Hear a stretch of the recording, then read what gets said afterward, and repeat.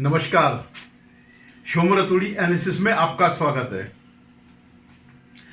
दोस्तों, first phase खत्म हो गया चुनावों का और सेकंड फेज आने वाला है।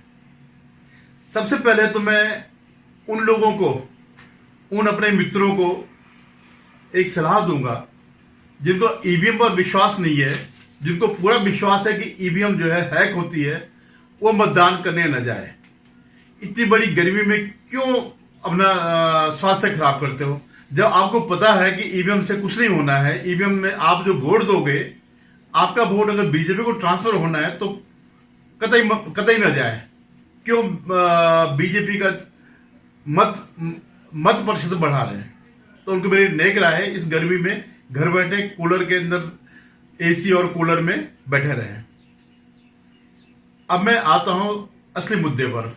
ये तो मेरा एक सामान्य से एक छोटा सा ज्ञान था अपने मित्रों के लिए जिन्हें ईवीएम पर विश्वास नहीं है, लोकतंत्र खतरे में है, उन्हें इस बात का पक्का यकीन है और जो भी वो चाहते हैं कि इसके बाद वोट नहीं होने। तो फिर भैया वोट नहीं होने, तो जिनको विश्वास है कि इसके बाद वोट नहीं होने, तो जब वोट आगे होने ही नहीं है तो क्यों अपना समय बर्बाद कर रहे हो। खैर, अब मैं असली मुद्दे पर आता हूं।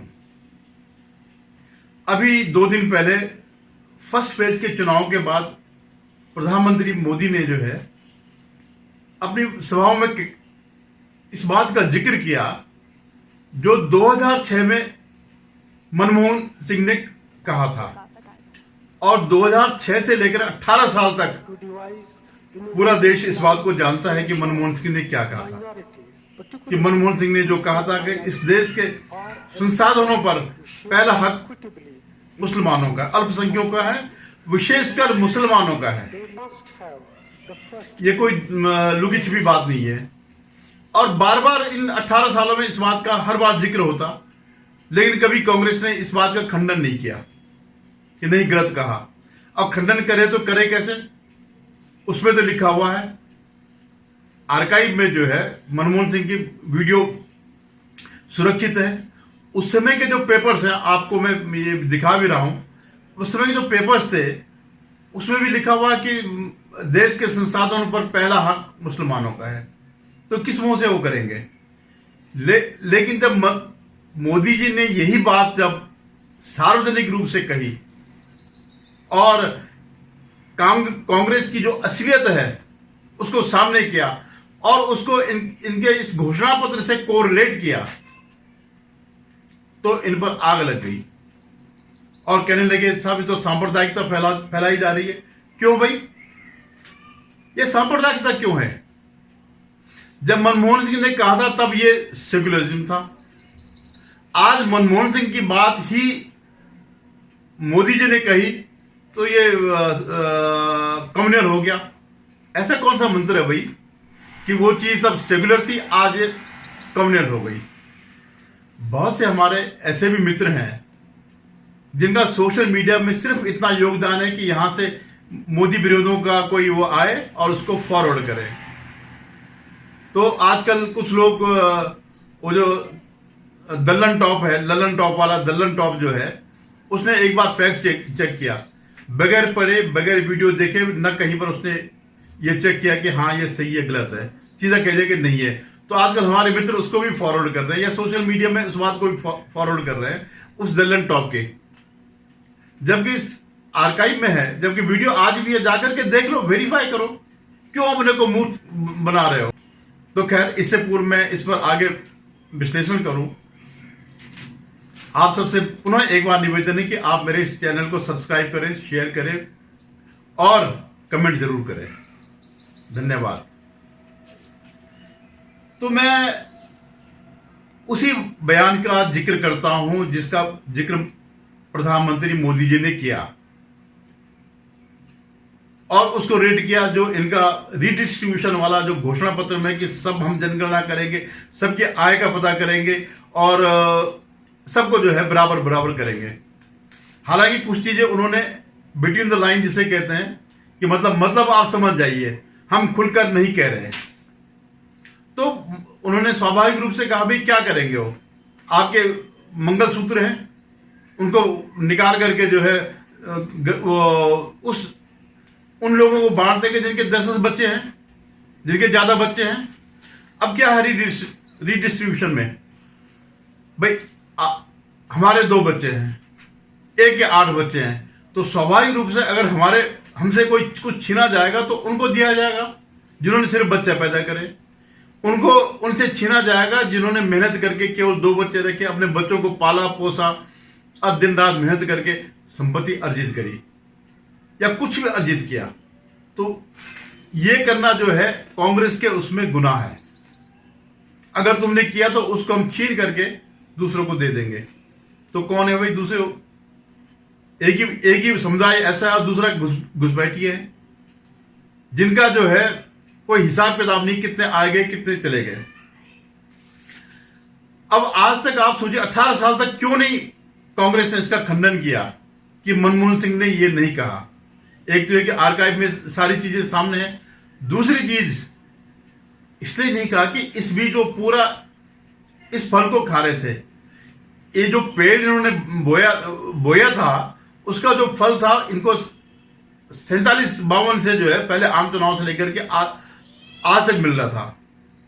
अब वो थोड़ा सूख गया, अब उसके फल निकलने बंद हो गए, तो वो खुल के आ गए कि नहीं ऐसा नहीं, हमारा कहने का मतलब ये नहीं था, हमारा मतलब ये था कि इसमें आदिवासी गरीब और ये और वो जितने भी ये कहानियां बनाते हैं कि हमारा मतलब उससे था।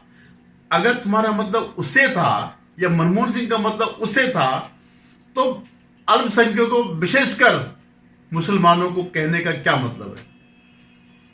अब देखिए मैं आपको बताता हूं, एक माला बनती है ना, उसमें एक जो मेन फूल जो है एक होता है सबसे नीचे वाला, और उसके तरफ और फूल लगाए जाते हैं। तो ये वही था, औरों को फूल बना रहे थे, वो फूल नहीं लगा रहे, फूल बना रहे हैं। अल्पसंख्यक नहीं, ये छोड़ करके क्या दलित आदिवासी अगड़ा पिछड़ा गरीब लाना, ये सब फूल थे। और मुख्य फूल जो है विशेषकर जिसे कहते हैं, तो विशेष क्या होता? वही होता विशेषकर मुस्लिम समुदाय। अल्पसंख्यकों में हजारों है, मतलब कई दसियों लोग समुदाय हैं जो भीख नहीं मांगते। जैनी है, कभी आपने देखा जैनी को भीख मांगते हुए? कभी देखा आपने सिखों को भीख मांगते हुए? कभी देखा? और बौद्धों को, या जितने भी संप्रदाय जो अपने को हालांकि हिंदू ही है लेकिन फिर भी हम मान लेते हैं कि उनको अल्पसंख्यक के दर्जे में रखा हुआ है, उन्होंने तो कभी नहीं कहा। तो पीड़ा इनको सिर्फ इस पर है कि कुछ हिंदू जो है कमा करके क्यों खा रहे हैं, इसको बांटा जाए। आप बताइए, जो तुम रिडिस्ट्रीब्यूशन की बात कर रहे हो उसका क्या मतलब है? तो क्या है कि अब वो फल नहीं मिल रहे, तो उनको मजबूरी आ गई ये कहने की नहीं, हमारा मतलब सिर्फ उनसे नहीं था। आज तक नहीं कहा आपने 18 साल से, और सारे लेफ्ट लिबरल गैंग में आग लग गई। उनको वो कह रहे साहब ये कम्युनल है और इसे ध्रुवीकरण होगा। भाई जब तुमने वक्फ बोर्ड बनाया था तो ध्रुवीकरण नहीं होता। मुस्लिम पर्सनल बोर्ड बनाया, मुस्लिम पर्सनल लॉ बनाया, तो ध्रुवीकरण नहीं है भाई। ये है कि तुमने उनके लिए कहा, उनके पक्ष में ये बात करी, तब वो ध्रुवीकरण नहीं है, तब वो सामाजिक न्याय है। लेकिन अगर उस बात को बताया जाए तो वो जो है ध्रुवीकरण हो गया।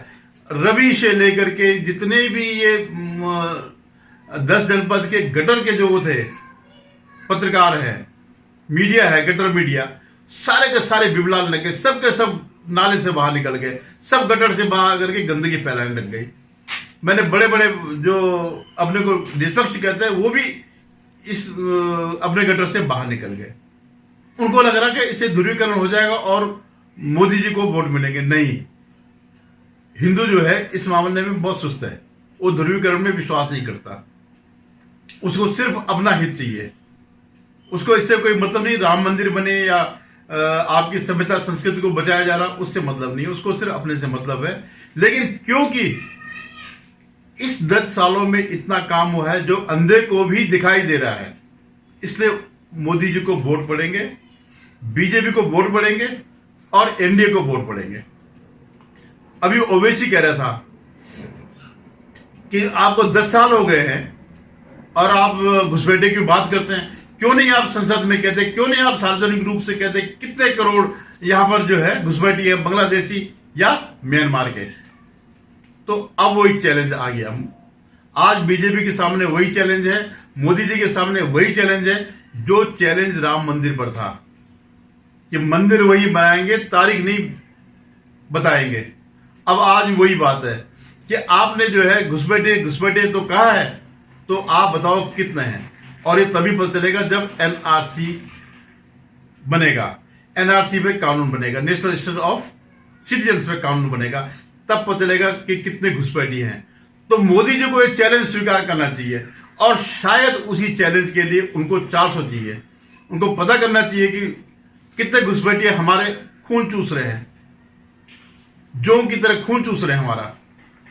तो ये चैलेंज जो है विपक्ष की तरफ से आ गया है कि आप बताएं कि कितने घुसपैठी हैं, तो एनआरसी लागू करें और इस चैलेंज को स्वीकार करें। लेकिन मेरा कहना है सिर्फ मनमोहन सिंह की बात को ही क्यों कहा जाए, और बातें क्यों नहीं जो हुई है इस बीच। जो लव जिहाद का मामला क्यों नहीं उठाना चाहिए। ये कहते कि साहब सरकार के पास कोई आंकड़े नहीं है, ये सब झूठ है। क्यों नहीं आंकड़े? क्योंकि ऐसा कानून बना नहीं है। इसलिए लव जिहाद पे कानून बने और उस सारे के सारे जो है जवाब दिए जाए, संसद में जवाब दिया जाए कि इतने यहां इस राज्य में इतने लव जिहाद के केस हो, इस राज्य में इतने लव जिहाद के केस हो, पूरे देश में इतने लव जिहाद के केसेस है। उसको केंद्रीय कानून में लाया जाए। क्योंकि ये तो मानेंगे नहीं, ममता चलाएगी नहीं, वो बंगलोर वाला चलाएगा नहीं, कर्नाटक वाला स्टालिन करेगा नहीं, वामपंथी तो खैर सवाल ही नहीं उठता। क्योंकि वामपंथी जो इनका पेंड्या विजयन है, उसका तो दामाद ही मुस्लिम है। तो इस लव जिहाद को भी जो है एड्रेस करना पड़ेगा। इस पर एक कानून बने और सारे आंकड़े सार्वजनिक हो। सिर्फ यही क्यों, अभी तो 6 फेज है। जो मंदिरों की जो आय है उस पर किसी का कब्जा ना हो, सिर्फ हिंदुओं का कब्जा हो। हिंदू किस लिए देते हैं, दान धर्म किस लिए करते हैं?